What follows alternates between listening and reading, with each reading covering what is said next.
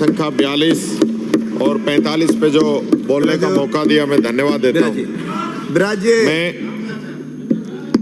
हो गया, अरे 6 मिनट मैं सिर्फ कितना नहीं हो, फिर वो इतना ही कहना चाहूंगा, फिर ये नहीं, चलो, क्योंकि ERCP एक बहुत बड़ा विषय है।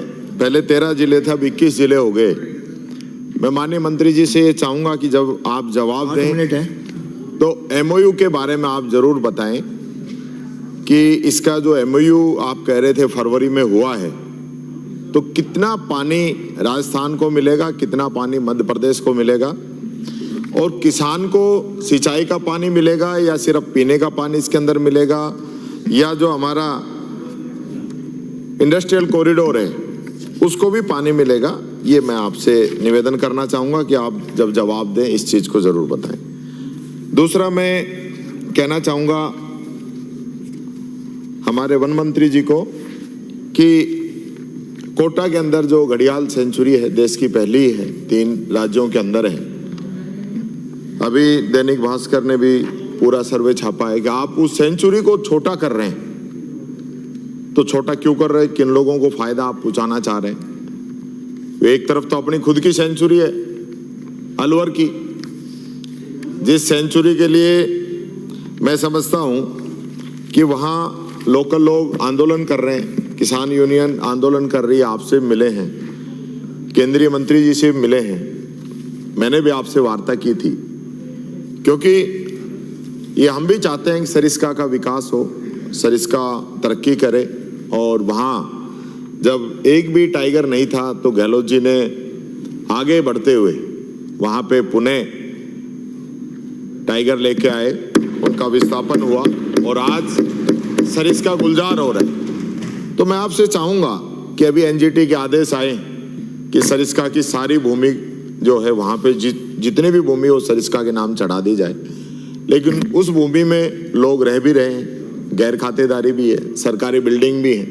अगर ये सारी चीज़ें अध्यक्ष जी NGT के आदेश से सरिस्का में चढ़ गई तो आने वाले समय में बहुत बड़ी दिक्कत आएगी। स्कूल में कमरा तक हम नहीं बना पाएंगे, आंगनवाड़ी में कोई कमरा नहीं बन पाएगा, लोकल लोगों को बहुत दिक्कत आएगी। और वन अधिकार अधिनियम के तहत भी जो लोकल लोगों को जो सुविधा मिलती है वो भी उसके अंदर रह जाएंगी।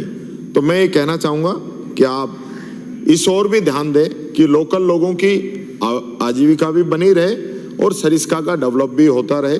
ये दोनों चीज़ों को ध्यान में रखते हुए, क्योंकि ये डिमांड इसके लिए काफ़ी आंदोलन पहले भी हुए हैं और अभी आंदोलन की पूरी संभावनाएं हुए भी हैं, शुरू भी हैं, ज्ञापन भी दिए हैं, सब लोग मिले हैं, तो इस पे आप ध्यान दें।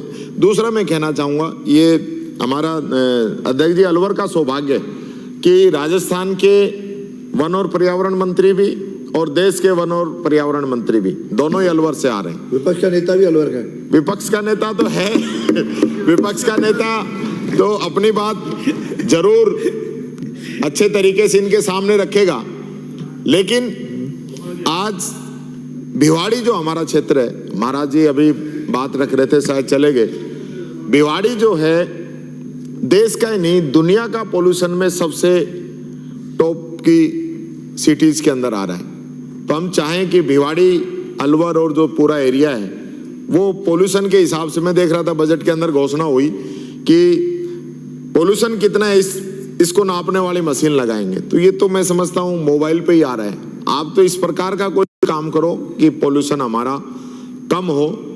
अलवर ही नहीं पूरे राजस्थान की बात है, लेकिन दिल्ली से ज़्यादा नज़दीक होने की वजह से, इंडस्ट्रियल एरिया होने की वजह से बहुत दिक्कतें वहाँ पे आ रही हैं। और अभी जो नॉर्म्स हैं उससे कई गुना ज़्यादा प्रदूषण वायु के अंदर वहाँ फैला हुआ है। इस और आप ध्यान दें। मैं बस इतना ही आग्रह करना चाहूँगा अध्यक्ष जी, धन्यवाद। रामविलास 3 मिनट में पूरा करो।